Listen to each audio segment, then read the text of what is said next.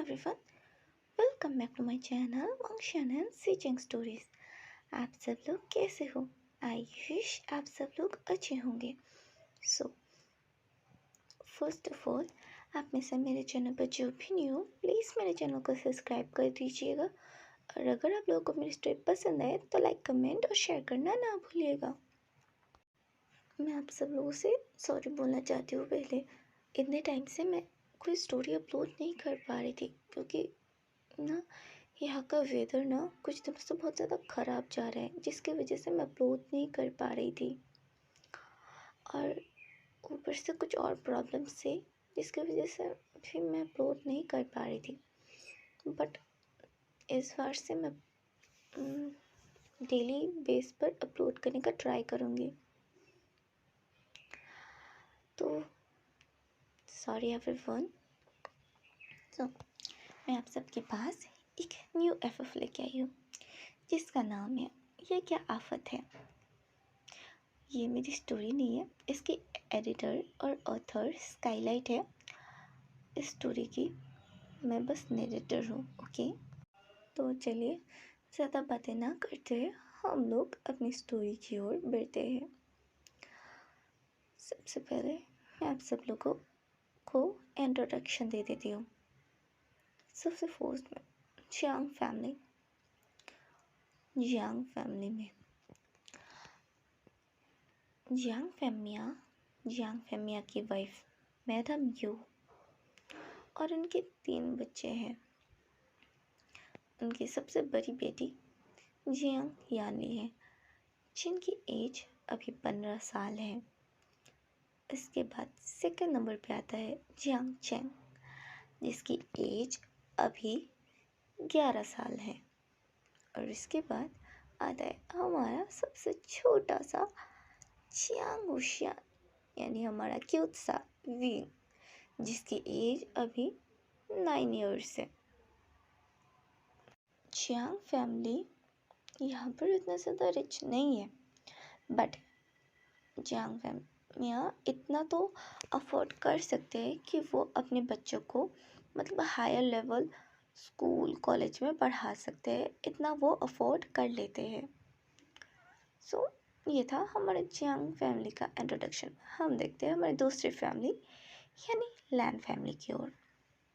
लैन family में लैन चिंगहेंजुन और लैन चिंगहेंजुन की वाइफ लैनी है, और उसके बाद लैन चिंगहेंजुन का भाई लैन कुरैन और उनकी वाइफ लैन शन है।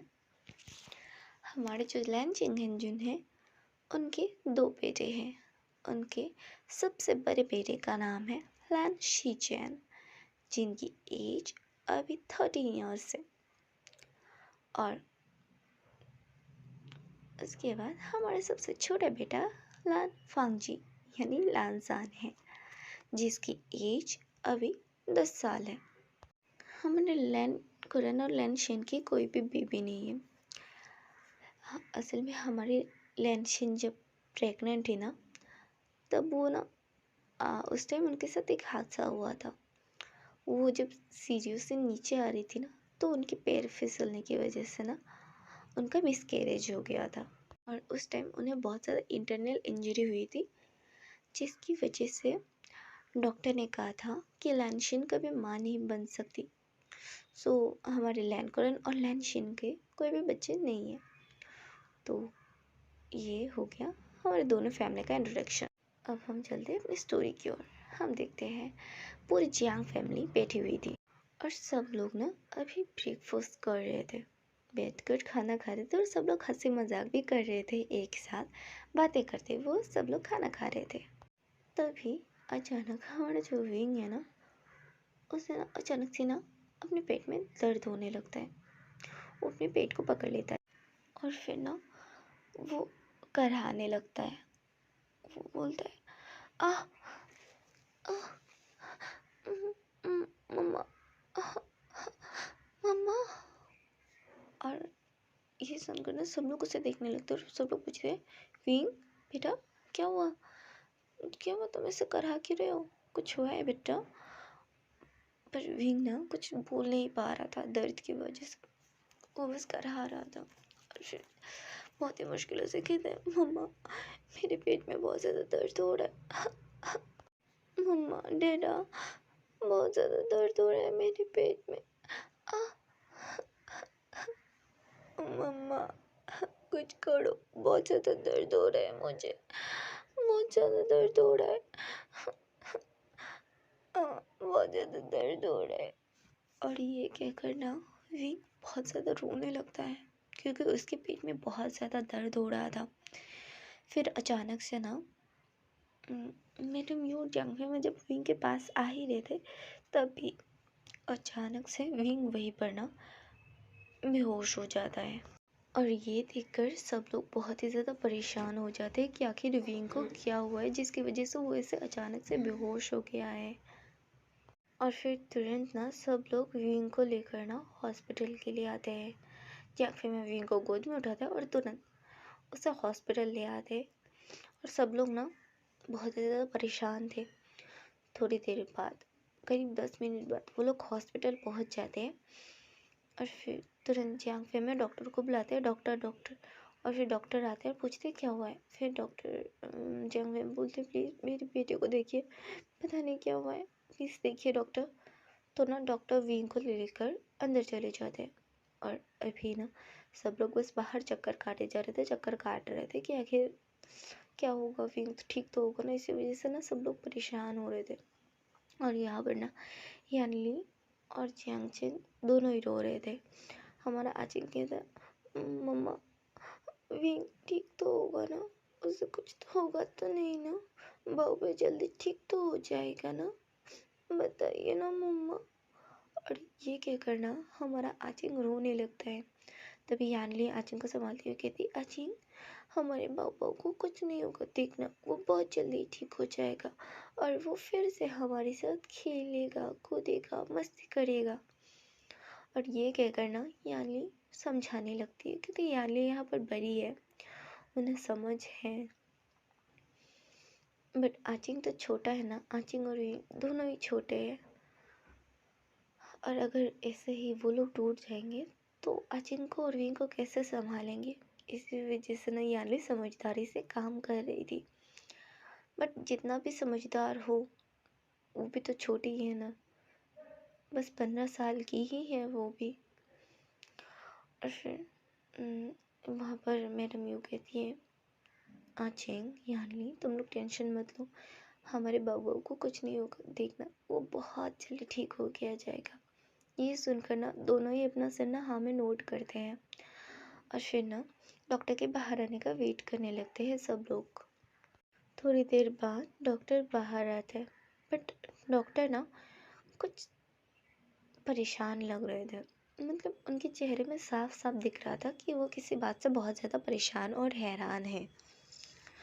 और डॉक्टर का ऐसा फेस देख कर ना मैडमी और जियांग फेमिया और दोनों बच्चे ही डर गए थे कि क्या हुआ है, डॉक्टर का चेहरा ऐसा क्यों लग रहा है। और फिर ना तभी मैडमी और जियांग फेमिया आते हैं और डॉक्टर से पूछने लगते हैं, डॉक्टर डॉक्टर क्या हमारा विंग ठीक तो है ना, क्या कुछ उससे हो गया है, कोई बड़ी बीमारी है, अगर ऐसा कुछ हुआ है तो आप बोलिए, हम इलाज के लिए कुछ भी कर लेंगे, हम पैसे दे देंगे, कहीं से भी पैसे ला देंगे, आप उसका इलाज कर दीजिए और हमारे बाबा को बस ठीक कर दीजिए, हमारे बच्चे को बस ठीक कर दीजिए। और ये कहकर वो लोग बोलने लगते हैं, देखिए आप लोग टेंशन मत लीजिए, थोड़ा सा वेट कीजिए, मैं भी फ़िलहाल थोड़ा सा कंफ्यूज हूँ, मुझे बस रिपोर्ट का वेट है, रिपोर्ट के आने के बाद मैं आप सबको बता दूंगा कि आखिर बात क्या है। तो जंगफे में कहते, बट डॉक्टर कुछ हुआ है क्या उसे। डॉक्टर कहते, अभी फ़िलहाल मैं कुछ नहीं कह सकते, हम लोग प्लीज़ वेट कीजिए। तो थोड़ी देर बाद ना वो लोग मतलब इंतज़ार करते हैं वो लोग, थोड़ी देर बाद रिपोर्ट भी आ जाती है, कम से कम 15 मिनट बाद रिपोर्ट आ जाती है। और विंग को ना अभी तक होश नहीं आता, वो अभी भी बेहोश था। फिर डॉक्टर जियांग फिमिया और मैडम यू को देखते हैं और फिर कहते हैं, आप लोग प्लीज़ मेरे कैबिन में आइए, मुझे आप लोगों से कुछ बात करनी है। तो फिर मैडम यू और जियांग फिमिया डॉक्टर के साथ चले जाते हैं उनके मतलब कैबिन में। और फिर जियांग फिमिया और मैडम यू पूछते, डॉक्टर क्या हुआ है, हमारे बच्चे को कुछ बीमारी हुई है क्या। पैसों की आप प्लीज़ चिंता मत कीजिए, हम लोग कुछ इंतज़ाम कर लेंगी पैसों का, आप प्लीज़ हमारे बच्चे को बस ठीक कर दीजिए। और ये क्या करना, मैडम यूँ गिड़गिड़ाने लगती है। तभी डॉक्टर बोलते आप रुक जाइए, आप लोग, ऐसे कोई बात नहीं है, उन्हें कोई बीमारी नहीं हुई है, आप लोग पहले मेरी बात सुन लीजिए। फिर जियांग फिर मैं कहते यूँ शांत हो जाओ, डॉक्टर क्या कह रहे हैं वो पहले सुन लो, फिर उसके बाद फिर मैडम यूँ हाँ कर देती है। और फिर वो लोग बैठते हैं और डॉक्टर से बात करने लगते हैं। फिर डॉक्टर रिपोर्ट दिखाते हैं और जियांग फिर और मैडम वो जब रिपोर्ट देखते हैं ना, तो दोनों को ही बहुत ज़्यादा गुस्सा आता है। और मैडम वो चिल्लाते हुए कहते ये क्या बकवास है, आप लोग डॉक्टर है तो इसका मतलब कुछ भी बकवास लिखेंगे यहाँ पर, ये क्या बकवास है, समझ में भी आ रहा है आप लोगों ने क्या लिखा है, क्या है तो।